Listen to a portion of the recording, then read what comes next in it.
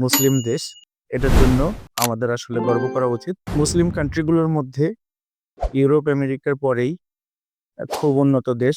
যেখানে সব ফ্যাসিলিটিস পাবেন ইউরোপ, আমেরিকার চেয়ে বেশি কিছু ফ্যাসিলিটিস পাবেন চিকিৎসা ক্ষেত্রে, সেটা হচ্ছে টার্কি। ফ্ল্যাট, অ্যাপার্টমেন্ট জাতীয় এবং ৪ বছর বা ৫ বছর নির্দিষ্ট মেয়াদে রাখেন, তাহলে তারা আপনাকে পাসপোর্ট দেবে। আসসালামু আলাইকুম, সবাই কেমন আছেন? ডেইলি নিউজ চায়না চ্যানেলের পক্ষ থেকে আপনাদেরকে স্বাগতম। আমি এখন পর্তুগাল থেকে টার্কিশ এয়ারলাইন্সে ইস্তাম্বুল হয়ে দুবাই যাচ্ছি। ইস্তাম্বুল এয়ারপোর্ট তুর্কিতে। তো ইউরোপের এয়ারপোর্টগুলোর সাথে তুলনা করলে একটা মুসলিম দেশের এয়ারপোর্ট এত সাজানো গোছানো এবং পরিষ্কার পরিচ্ছন্ন, এটাই বলার জন্য আমি ভিডিওটা করতেছি। তুর্কি হচ্ছে এমন একটি দেশ যার ৯৭% এশিয়ান। ভূমির দিক থেকে এশিয়ার দিকে ৯৭%। ৩% হচ্ছে ইয়ের দিকে, ৩% হচ্ছে ইউরোপের দিকে। কিন্তু তারা এই যে এয়ারপোর্টে এই যে প্লাগ গুলো দিয়েছে না সকেট গুলো দিয়েছে, এটা সব ইউরোপিয়ান স্টাইলে এবং ঐরকম ইউরোপের মতোই মজবুত। এবং চেয়ারগুলোর মাঝখানে এই যে চেয়ারগুলোর মাঝখানে বিভিন্ন কালার দেওয়া আছে। সম্ভবত বয়স্কদের জন্য প্রায়োরিটি সিট হিসাবে দেওয়া আছে। এবং প্রত্যেকটা জায়গায় প্রতি ৪ টা চেয়ারের মাঝখানে একটা করে পয়েন্ট না ২ টা করে পয়েন্ট চার্জ দেওয়ার জন্য দেওয়া আছে। যত যাত্রীই হোক আপনার কোনো সমস্যা হবে না। এবং বাথরুমের কমতি, যেখানে আমি ইউরোপের এয়ারপোর্ট থেকে শুরু করে সমস্ত জায়গায় দেখেছি যে টয়লেট করতে গেলে €২, €১, €৩ দিয়ে আপনাকে টয়লেট সারতে হবে এবং এয়ারপোর্টের টয়লেট প্রচুর নোংরা।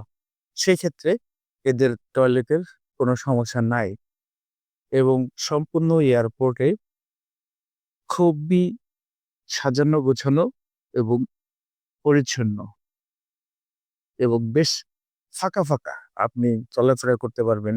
ইউরোপের এয়ারপোর্ট গুলোতে যেরকম মানে একটার সাথে আরেকটা কিরকম লেগে আছে। কোনো স্পেস নাই। একটা দম বন্ধ হওয়া একটা ব্যাপার। তো উনারা এয়ারপোর্ট তৈরির ব্যাপারে এত বড় করে করছে, যাতে করে একটা চেয়ারের থেকে আরেকটা চেয়ারের দূরত্বের মাঝখান দিয়ে অনায়াসে ৩-৪ জন লোক হেঁটে যেতে পারে। বড় লাগেজ টেনে নিয়ে যায়। ২ টা করে ট্রলি যাতে পাস করা যায়, এরকম একটা ব্যবস্থা। মুসলিম কান্ট্রি গুলোর মধ্যে ইউরোপ, আমেরিকার পরেই খুব উন্নত দেশ। যেখানে সব ফ্যাসিলিটিস পাবেন ইউরোপ, আমেরিকার চেয়ে বেশি কিছু ফ্যাসিলিটিস পাবেন চিকিৎসা ক্ষেত্রে, সেটা হচ্ছে টার্কি। এবং এটার একটা সাইড এশিয়ান, একটা সাইড ইউরোপের মতো। তো এরকম একটা দেশ, মুসলিম দেশ, এটার জন্য আমাদের আসলে গর্ব করা উচিত। এবং আ টার্কিশরা অফার করে আপনি এখানে দীর্ঘদিন থাকলে অথবা আপনি এখানে ৩ থেকে ৪ কোটি টাকার যদি কোনো অ্যাসেট কেনেন, ফ্ল্যাট, অ্যাপার্টমেন্ট জাতীয় এবং ৪ বছর বা ৫ বছর নির্দিষ্ট মেয়াদে রাখেন, তাহলে তারা আপনাকে পাসপোর্ট দিবে। এবং পাসপোর্ট পাওয়ার পরে আপনি কিন্তু এইটা আবার বিক্রি করে দিতে পারবেন। কিন্তু আপনার পাসপোর্ট থেকে যাবে। এটা মুসলিম বিশ্বের অন্যান্য মুসলমান কান্ট্রিদের মুসলিমদের যাদের একটু টাকা-পয়সা আছে, অর্থ নিয়ে কোনো সমস্যা নেই, তাদের জন্য একটা সুবর্ণ সুযোগ হতে পারে। এই ব্যাপারটা আমি জেনেছি।